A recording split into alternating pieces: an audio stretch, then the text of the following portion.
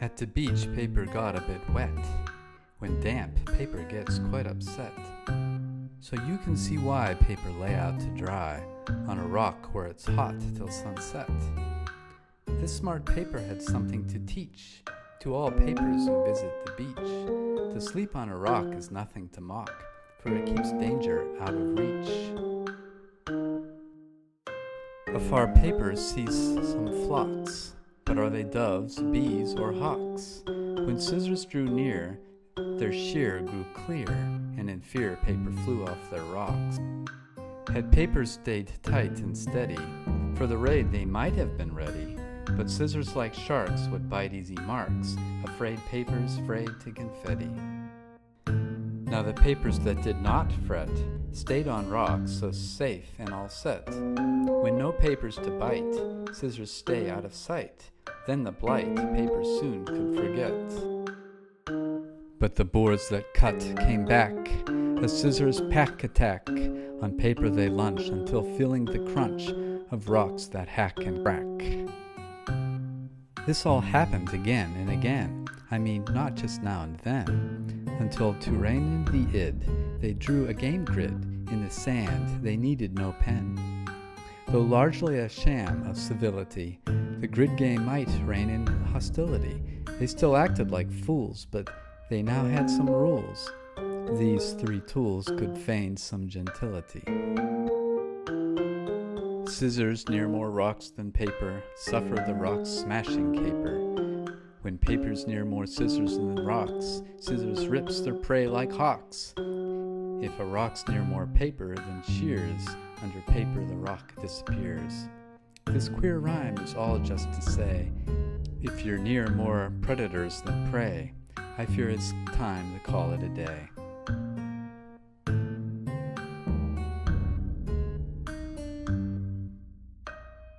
This game is for 3 players. Each has pieces, rock, paper, and scissors, and each has a sand dollar. Put 1 starfish in the pool. Whoever wins the first battle gets that starfish. And you place a 6-sided tracker which keeps track of the rounds, and a triangle that keeps track of the turn order. You start with rock going first, then paper, then scissors. The other tracker says it's time to fill up the board. And rock goes first, then paper, then scissors, then rock, paper, scissors, rock, paper, scissors, until the board is filled. Now that the board is filled, you turn the 2 trackers. So now you're at round 1. And the turn tracker now says paper goes first, then rock and scissors. Round 1 begins with paper going first. Paper decides whether or not to shield any of his pieces. He decides to shield one of his paper pieces with his sand dollar. Then comes rock, and rock says, no, I don't want to shield. Scissors also doesn't want to shield. Shielded piece is not vulnerable to invasion. Now comes the stage of invasion. Paper has the first turn again and can look for any rock that is vulnerable. A rock piece is vulnerable if next to more predators than prey. This rock is next to 1 predator and 1 prey. So it is not vulnerable. That means paper cannot invade this rock piece. Scissors looks for vulnerable paper. This piece of paper is vulnerable next to more predators than prey. Scissors invades it. Now comes rock's turn. Rock looks for vulnerable scissors. Here's the scissors piece next to more predators than prey. It's next to 3 rocks and only 1 paper. Rock invades it. So all 3 players have taken a turn. A round is over, round 1 is over. So turn the 2 trackers clockwise. This moves you to round 2 and rotates the turn order. Now again, the 3 players will decide whether or not to shield. Scissors decides to shield a piece. Then rock decides to shield a piece and paper does not shield. Now it's time for invasion. Scissors can't invade since there are no vulnerable papers. Rock can't invade. Paper can invade one of 2 vulnerable rocks, and paper invades one of them. Now another round is over, so again you turn the 2 trackers, rotating the turn order, and now we're at round 3. Players take back their sand dollars and decide whether or not to shield. In this example, everyone decides to skip shielding. They move right to invasion.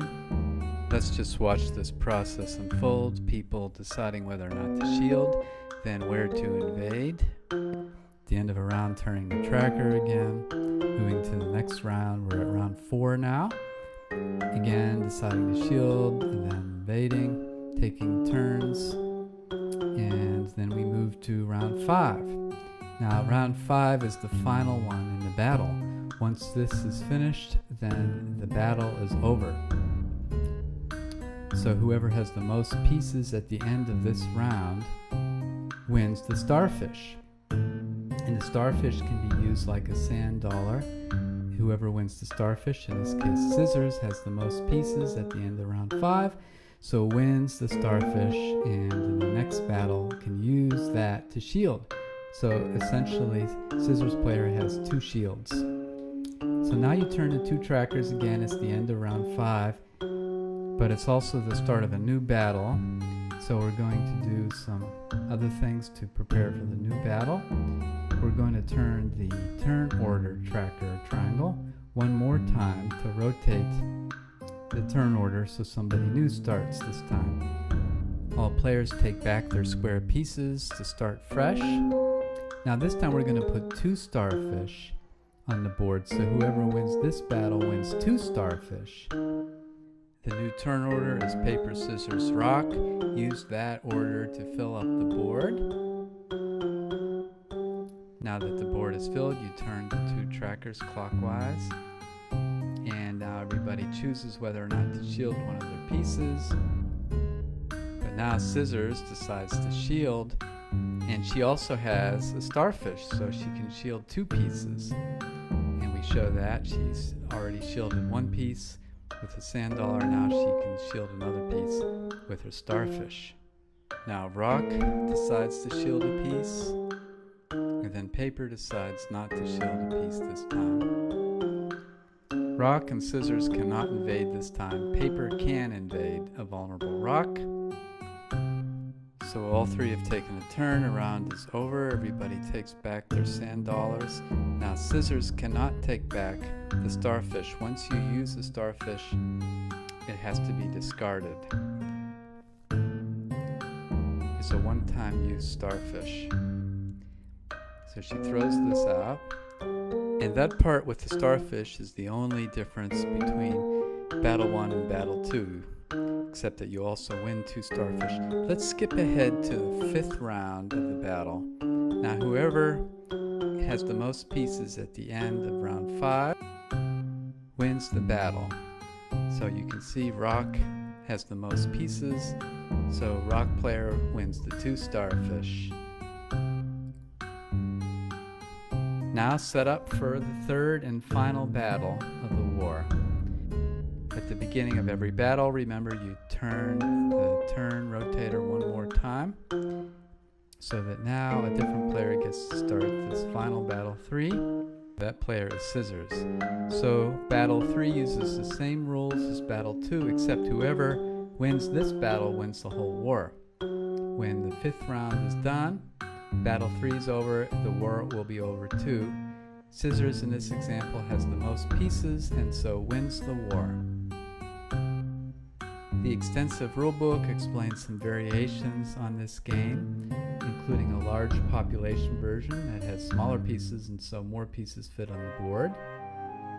That's more challenging. And another variation is Microbial Tip, that simulates a dynamic scene in 3 strains of E. coli, but also some kinds of lizards and some algae. The board game is essentially then a model of a real dynamic that occurs in nature. Our rulebook explains all this and makes the connection to nature and to the computer simulations. So the game is a lot of fun, and at the same time it's a great learning experience. The game board and the pieces have beautiful art by my wife, Kathy. The game combines science, technology, art, math, in a fun way. You can get the game at thegamecrafter.com. Look for Tip, a Barely Balanced Ecosystem Game. You'll have a great time with this game.